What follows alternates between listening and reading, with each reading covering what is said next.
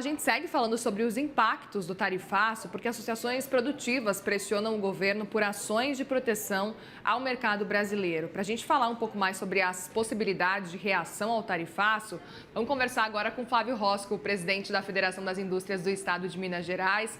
Tudo bem, Flávio? Bem-vindo mais uma vez aqui no CNN Money. Boa tarde, Muriel. Prazer estar aqui no CNN Money.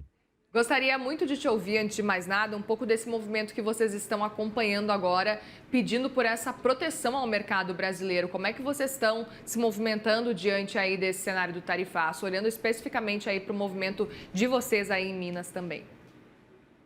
O que a gente sente, Muriel, que com as mudanças tarifárias aí no mundo inteiro, estão havendo desvio de comércio, quer dizer, mercados que tinham como destino final os Estados Unidos e outros mercados que também tomaram medidas de proteção, estão se desviando o comércio para países que não tomaram nenhuma iniciativa, inclusive fazendo uma prática desleal, né?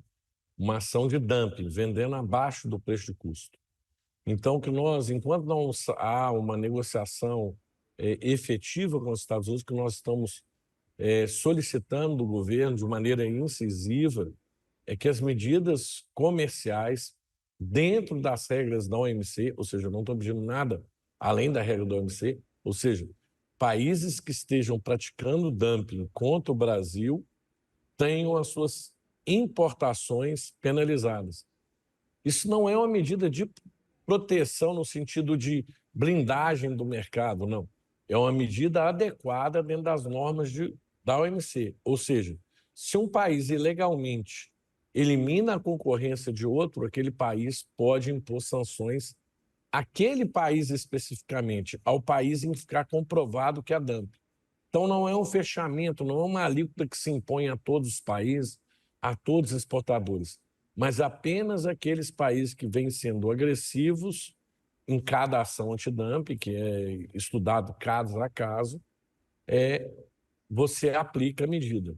O Brasil tem apenas 27 medidas de dumping, é muito pequeno, porque as medidas, de maneira geral, são pontuais de setores e microsetores, é por NCM. Nós temos centenas de posições de NCM e nós temos apenas 27 ações contra determinados países, né? Então, é um número muito pequeno quando você cruza o número de NCMs versus o número de países. E a gente vem defendendo que, pelo menos para os setores afetados agora, em função dos vídeos de comércio, o governo federal aplique as medidas de direito provisório, que ele não fez nenhuma esse ano ainda, e aprofunde e mesmo incentive os setores a procurar essa defesa do dumping para aqueles países que estão praticando um ataque ilegal ao setor produtivo brasileiro.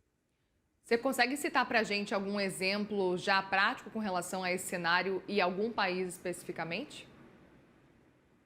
O país que vem mais praticando a política de dumping é a China, né?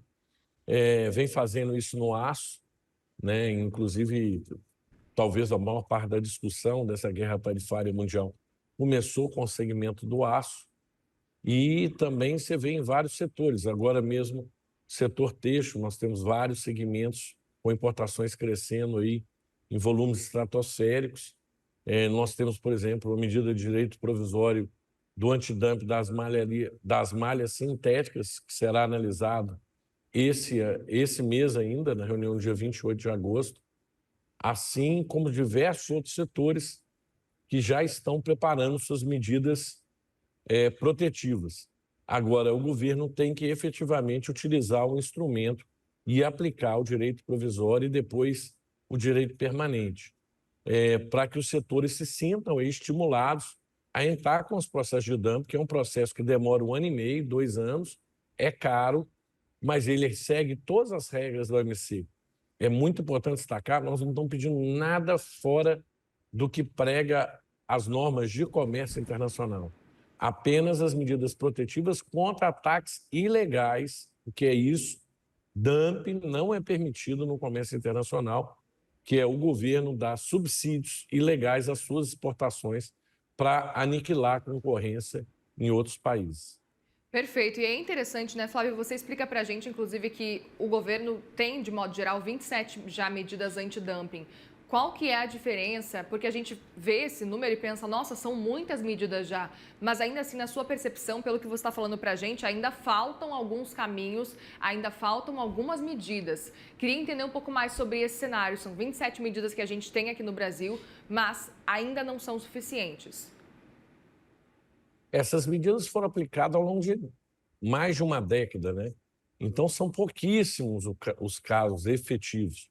E na hora que você cruza o número de NCMs, que é um número centenas, né? Ou seja, cada medida é para um NCM específico, versus, no mínimo, 200 países, geralmente as medidas antidumping elas vão contra um país, no máximo dois ou três. Então, você vê que o universo, efetivamente, que há o antidumping é muito pequeno no nosso fluxo de comércio internacional. E o que está acontecendo nesse momento é um momento muito atípico, é um momento muito específico do comércio internacional e que, na prática, subsídios ilegais estão sendo dados, né, de maneira, vamos dizer, repetitiva em alguns setores. E se nada for feito, será muito mais grave que o próprio tarifaço, porque as importações elas vêm crescendo muito mais rápido que as exportações brasileiras. E pior, todas as importações nossas têm sido focadas no produto industrializado. E, na prática, o que acontece com o dumping é o país agressor, no primeiro momento, ele pratica preços baixos. Depois que ele destruiu a concorrência local, ele sobe o preço. Por exemplo, no caso do antidumping de malhas de poliéster, a China exporta o mesmo produto para o Vietnã, por exemplo, a média de $7. Está exportando para o Brasil a menos de $2. Ou seja, como isso é possível, né? É uma prática deliberada para aniquilar a produção local aqui. Quando a produção local estiver aniquilada, se restabelece o preço normal de mercado a $7, só que aí você não tem mais concorrência no mercado interno. E aí o mercado interno vai pagar o duplo preço, né? Vai pagar o preço muito mais caro do que o preço anterior e aniquilou aquela parcela produtiva do seu tecido econômico. A FIENG tem conversado com outras federações, tem conversado com o governo federal sobre essa possibilidade de implementação de novas práticas, novas medidas anti-dumping, levando em consideração esse cenário? A FIENG levou esse tema para a reunião de diretoria da CNI. O presidente Albán tem apoiado as iniciativas, inclusive está fazendo interlocução também junto ao governo federal da importância, nesse momento agudo, de implementar as medidas de defesa comercial. Claro que isso depende dos setores, é os setores que vão fazer, mas o governo tem que estar propositivo, tem que estar disposto a fazer a implementação, e é isso que a gente espera. Eu tive com o vice-presidente Geraldo Alckmin, foi sensível ao tema, também com a secretária Tatiana Prazeres, que também foi sensível ao tema, e a gente fica esperando aí essa posição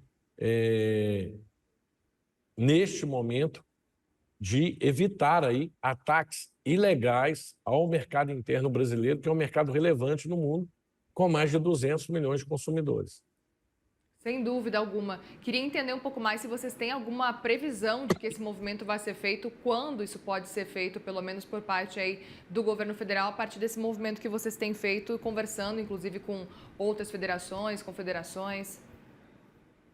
Já na reunião do dia 28 de agosto, se o governo conceder os direitos provisórios que estão pautados, isso vai servir de incentivo para que outros segmentos que estão sofrendo um ataque também implementem e solicitem as medidas antidumping. Entrem com o processo, né?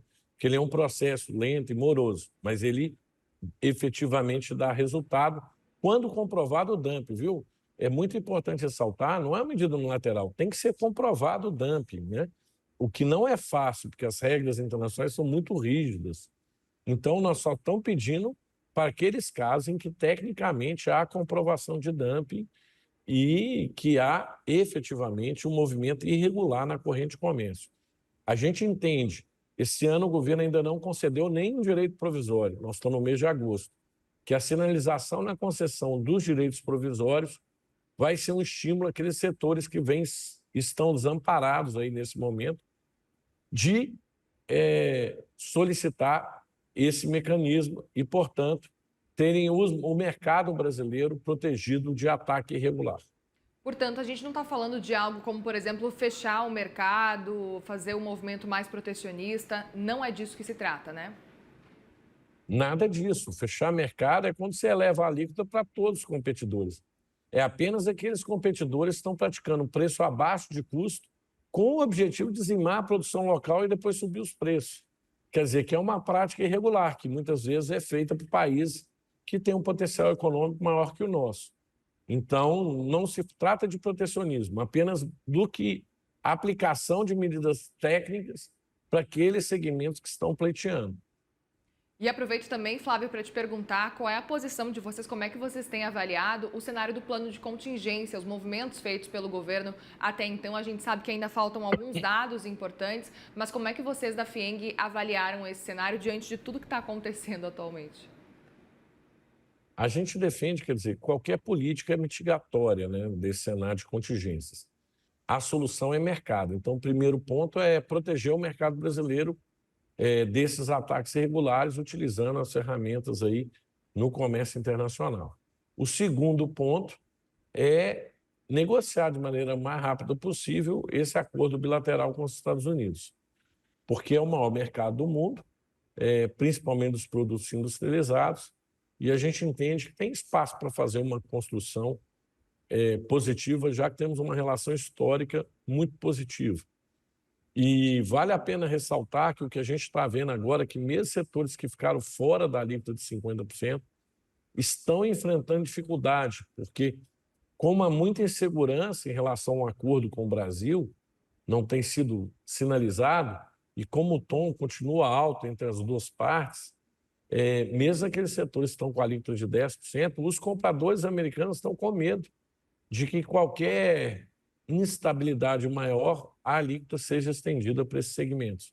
Então, mesmo quem está na alíquota de 10%, está tendo dificuldade de comercializar o seu produto com os Estados Unidos nesse momento, em função da ausência de um acordo ou de conversas mais profundas. Por isso, a gente tem dito que é muito importante que essas conversas sejam mantidas o mais rápido possível para que a gente possa dar estabilidade nessa relação bilateral que é fundamental para os negócios.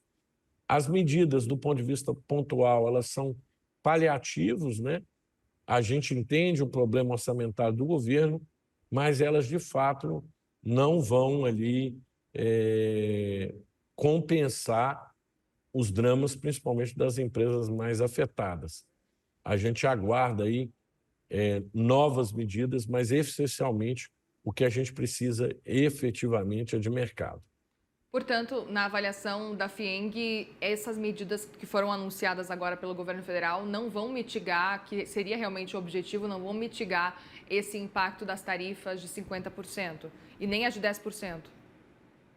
Vão mitigar um pouco, né? É claro que mitigação haverá um pouco, mas ainda está muito longe de chegar perto do prejuízo que essas medidas estão tendo no tecido produtivo e na sociedade brasileira.